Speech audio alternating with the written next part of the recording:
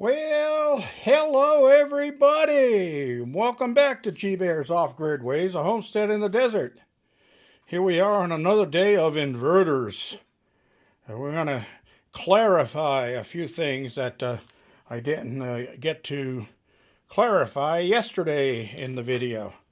So we're going to get to it here. We're looking at right here is my original, well, this is the second original inverter that I bought when I first decided to go off grid, and I got sucked in. So I'm trying to warn you guys, don't get sucked in. All right, so here's what we're going to look at. We're going to start off, let me set my pad down over here and swat that fly. Okay, we're going to start off with fake, F-A-K-E, fake. Okay, here's the fake. 8,000 watt, low frequency. All right, where you say, wow, 8,000 watts, 8K, that's really, really good. Then down here, pure sine wave power inverter. Well, it might be pure sine wave to them, but it's dirty as hell. All right, if you put a meter on this thing, it is just dirty, dirty, dirty. But I didn't know that, see? I was like you guys, starting off fresh, not knowing anything about anything, and I saw this thing and I said, I'm going to get this. And even better, look at this, 32,000 watt peak surge. Well, heck, I'm not ever going to put 32,000 watts instantly into this thing to cause a giant surge. So this would be great for me, right? Wrong. All right, I'm going to save you guys a hassle. I've heard it before and I'll hear it a million times again. You guys would say, well, I can't afford a good inverter right now, so I'm going to have to buy something else. Wrong. If you think that way, here's a better way. Take the money. Now, when I bought this thing, it was over $700, $749, I think it was. Okay. And the first one I bought said the same thing, 8,000 watt, and it said 32,000 watt surge, and I still have that one in the other container over there in storage. That these are reminders of wasted money. And that's exactly what I'm going to get the point at. You say you can't afford a good inverter. You can't afford a good Ames like I've got. All right. So you're going to buy one of these. You're going to say, this works for me. It's cheaper, about half the price, and it's got a lot more power than the 4,000 watt Ames that Bear's using. And it's still low frequency. Well, it's got 32,000 watts peak surge. I've got to have this one. I can live with this one. So why don't you just, here's my thoughts on it. Why don't you just take that $750? I think they've gone down in price now. I think they're $650. But take that $650, put it in a white envelope, and throw it into the next campfire you walk past. Because that's exactly what you're doing if you buy this thing. All right? Better option. Take that $650 that you would have spent on this piece of crap, put it into a metal box with a key that you threw away so you can't get into the metal box to get your money out. Okay? So you're going to destroy that box down the line when you need to get the money out. So you won't touch that money, set it in there, save up, buy yourself a good Ames, low frequency, split phase, 4,000 watt unit. Now, here's something else I have to get out before we go any further into this piece of junk. I'm going to show you some of the lies about this thing, how it lies. The, let's see, what was I going to say? Jeez. Okay, power usage is another question I've got to answer. But the money waster, just throw your money away if you're going to buy one of these, because that's exactly what you're doing. I threw my money away when I bought this. And not only did I throw that $750 away, but this thing ended up burning out my refrigerator because it isn't clean, pure sine wave. It's dirty. And this thing also uses a lot of electricity just to power itself. So it was very inefficient. That's the story. Oh, the other thing is 8,000 watt. If you see anything online that says 12 volt DC input, 8,000 watt output, question it. Dig deep into that thing. Question the hell out of it. Because most 12 volt inputs max out somewhere in the neighborhood of 6,000 watts, and I think that's hard to find. Well, most of them are like, they cut them off if they're good, like an Ames, they'll cut off at 4,000 watts for 12 volt. And then they go to 24 volt to get your 6,000, 8,000 and those. And then you go to 48 volt if you want to get 32,000. You're gonna have to go with a 40 volt input. So let that be a warning to you, a warning signal. If you see anything over 4,000 watt, 12 volt input, and it doesn't come from Ames, question the hell out of it. I know Ames does make one that's a little bit larger, that's 12 volt input, but it won't be a split phase either. It'll be a straight unit. And most of those straight units are designed for cars, for those guys with those boom boom units inside their car that rock the hell out of your car and vibrate your windows while they're parked next to you at a stoplight. Okay, so let me show you the thing that I missed when I bought this that makes it so stupidly fake. 8,000 watts, low frequency, right? Well, I should be at 8,000 watts running off this thing, so that bit would make me happy. Okay, low frequency, 8,000 watts, spec type. Motor, not over 1,200 watts. Kettle, not over 1,000 watts. Drill, not over 2,000 watts. Grinder, not over 1,000 watts. TV, not over 2,000 watts. Heater, not over 2,000 watts. Now, wait a minute. That's only 1/4 of what this thing says it's rated at. Fake, lying piece of crap. Okay, I can go on and on and on here. It goes all the way down. We're looking at the bottom label here. It never goes over 2,000 watts. So this thing says 8,000 watts, but it's only 2,000 watts. And that amount down here, that 2,000 watts, would be the surge. So it's not 32,000 watts peak surge. It's 2,000 watts peak surge. Rip off. Okay, remember, rip off. Stay clear of stuff like this. Now, if anybody wants to buy this, I'll be glad to sell it to you. $200 and ship it plus shipping and handling. Anybody out there going to bite for that? Okay, so this does have its setup. Here's the other warning right here. 220 volts. Remember, it should say 240.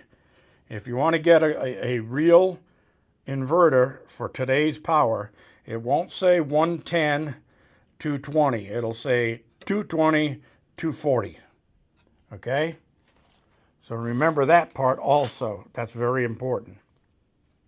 Now these are inputs for AC inputs so that this thing would work as a charger to charge the batteries if you needed it, run it off a generator. But notice that it says down here, only one input could be connected. So you can't connect 240 volts in. you can only connect line, neutral, and ground. What good is it? It's a piece of junk. Okay, I never used that part of it. On this side, they actually give you the DC input, and they give you 2 negatives and 2 positives, so you can connect 2 battery banks to this thing. But it ain't gonna do you any good because it's junk. And you say, well, why are you saving it? Well, partly it's a reminder, but also I'm planning on building a small guest cabin out of cinder block, a little one-room with a little kitchenette set up in it, with a kitchenette, bathroom, and living sleeping area with a sofa bed, so you can pull out the sofa bed to sleep or sit down and watch TV. Okay, so I'm thinking I might use this in that unit with a few solar panels, just enough to run lights, just so that whoever's visiting and staying in there can have lights. Okay, now I will also power a line out from my cabin out there to run things like TVs and computers and that stuff, and I'll be connecting that into the electrical outlets on the wall. So if anybody wants to run a TV or plug their cell phones in to charge or something like that, they'll do it with clean power from my Ames inverter, not dirty power from this. This will just be to make life a little easier, so they have lights and stuff like that in there. All right, so let's see what else I got on my list here. Okay, if you are going to buy an inverter, you definitely want to buy a 120/240 split phase. Why? Well, for one, 240 output is not necessarily only 240 volts. If you connect that into an electrical panel, a regular circuit breaker panel for a house or for a garage or something like that, you have, like I showed you yesterday, you have phase 1, phase 2, or line 1, line 2. Same thing here, line 1, line 2, neutral. Okay, so this would have, this one's only 220, but you would have 240 volts on your Ames going into your circuit panel. So one side of the breakers would be 120 volts each. The other side of the breakers would be 120 volts each. And only if you plugged in a 240 volt breaker, which has the distance covers 2 slots in the panel, that would connect one to line 1 and one to line 2. So that would give you your 240. But if you just plug in 120 volt breakers, single pole breakers, into that panel, all you're going to have is 120 volts. But if you needed the 240 volts, you have it. Now, if you go with 120 volt output only, then all you're going to have is the same 120 volts on each side of your breaker panel. So the more things that you power, you're drawing off of only the 120 volts, not split phase, not 2 separate units. So you're going to be running out of power in your panel in no time at all. So you definitely want the 240 input. And for those of you who don't know it, all your houses that are out there all have 240 volts coming into the house, not 120. The 120 is split at the electrical breaker panel using breakers. It doesn't come in 120 on for stuff that runs 120 and 240 that runs stuff that runs on 240. It all comes in 240. All right? So if you're going to buy one, if you're going to get an inverter, make sure it's a 240 volt. All right. Next, let's see. I got all these little notes I wrote down. Oh yes. Again, if you are buying an inverter and you see something that says 8,000 watts, remember, most likely it's not a 12 volt input. So verify the input before you spend the money, buy the unit, have it shipped to you, and find out that doesn't match my input voltage. That doesn't match my battery bank. So you definitely want to make sure that you verify the voltage input before you do that. Now see, this one says DC 12 input. So that should have been the warning right off. DC 12 input, 8,000 watts. Nope, can't do that. Well, you can, but not very efficiently, so it'll be a piece of junk. There's a stupid fly here bothering me. Anyway, next. Here's another thing here.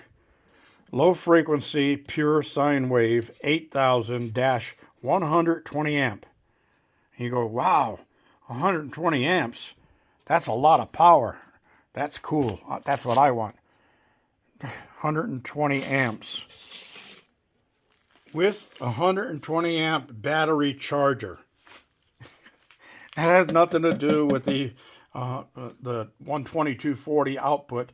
That 120 amps is only what you get for if you run a generator through this to charge batteries. It'll charge batteries up at 120 amps. Okay, so junk, fly, you are really irritating me. All right. So I covered the fake claims, the inputs, outputs, and that. Now, also, when you're looking at AIMS inverters, the ones that are usually for off-grid use are blue color. If they're green color, they're probably designed for those kids with the lowrider cars that have the big boom boxes in them. So you don't want to buy those. They won't work for you. Well, you might be able to make them work for something. The other thing is, it's nice to have a plug-in on the unit where you can plug something in if you have to, but it's not necessary. If you get a good AIMS split phase, it won't have an outlet, a 120 volt outlet. It won't have a GFI outlet. That's another thing that should have set off alarms. Was this has a 110 volt output, but it's a universal style, so it could do either with a few flips of switches or something, but also it's not GFCI. And if it's a good US brand, it'll always, if they have an outlet on them, it'll be a GFCI. GFCI stands for Ground Fault Circuit Interrupter. And that's if you're outdoors somewhere and it's raining and you're standing in a puddle and you go to plug something in. If you get shorted from that electricity to your body, it only takes a half an amp to throw the breaker and shut the power off so you don't get electrocuted. All right? So remember that. All right, the other question I got was about pure sine wave to modified sine wave. Which one uses more power? The modified sine wave uses more power. It takes more power to run this thing and do the conversion from 12 volt to 120 volt in modified sine wave than it does in pure sine wave. Okay, so remember that. So it's just a waste of money to buy anything but good equipment. I learned all of that the hard way. I wish I had all the money I spent on this one, the one prior to this, and that really pisses me off because the one prior to this was an 8,000, 32,000 watt peak surge unit also. But they told me that it wouldn't work for what I was doing, and I found that out the hard way, that it wasn't working. And they said the only reason it's not working is because it's not a pure sine wave. So I had to order this one as a pure sine wave, and I paid for 2 of these units to get one. I could have bought an AIMS right off the bat, and I'd still be happy. I wouldn't have had to buy the Ames and replace this unit after it burnt out my refrigerator, and I had to go buy a refrigerator, which I had to throw that price on top of it. So there's another $400 on top of the $750. So I paid $1,150 for this inverter. Piece of crap, junk. All right, everybody. I got a little long today, but this is all information that you guys need to know. So remember everything I told you here. Also, you want to make sure when you're buying stuff for your system that you're buying stuff that is made for off-grid use, not grid tie, unless you are living on the grid and you're building a supplementary solar system to alleviate some of the power stress that you're paying for every month. So remember, off-grid use, not for grid tie unless you're going grid tie.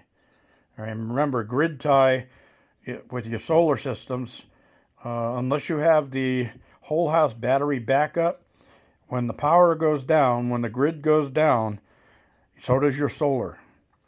You have to, if you don't have a backup battery system in your house, it has to have a shunt built into the system at your breaker panel, so that when the grid goes down, it automatically shuts off the power from your solar that goes into your electrical panel. And the reason for that is so it doesn't backfeed through the system, so that the guys fixing the power outage out there don't climb up a pole and grab a hold of a hot wire thinking, well, they threw the main switch off at the power station, so I'm safe. And everybody's solar is sending electricity through there. It could cause somebody some damage. So remember that part of it also. And low frequency is always a better option. Low frequency is a cleaner power and uses less electricity through the inversion system. That's about all I can think of for today. Last but not least, just something, a little note. It doesn't have to do with inverters. It has to do with battery banks. Okay, my neighbor just recently, in the last day or two, called me and said, hey, my battery bank isn't holding power anymore. I'm going to have to buy new batteries. And I'm thinking about going with lithium ion. Right away, an alarm went off in my head. I texted him back and I said, you have lithium ion now? And he said, no, lead acid. And I said, well, you have to stick with lead acid, because all of your electronics are for lead acid. And lithium ion requires different equipment. So you can't just go from lead acid to lithium just like that, just because you feel like it. So he was worried that he was going to have to spend $8,000 to buy all new batteries for a system. And I said, wait a minute. It's just not holding the charge overnight. Most likely you just have one bad battery in the whole bank that's dragging the system down. So disconnect all your batteries, separate them all, and check all your batteries individually. And he did. He found one that wasn't even getting 10 volts, I think it was. It was 9 point something volts. There's your problem. Change out that one battery and put a used battery in there that will hold the 13 volts or 12.8 or whatever your rest of your batteries are holding, and you'll be back in business. So he did, and he's back up and running. And that was a relief to him, because he didn't have to spend $8,000 for all new batteries. All right, everybody. Remember, if you have any questions that you'd like to have answered, put them in the comment section below. I usually get back to people right away. And if it's something that takes a little bit of extra explaining, I'll do a video for you on it, so it's easier for you to revert back to the video and watch it again if you need to. This is G Bear reminding you, thumbs ups, don't forget to share and subscribe. And I'm signing off.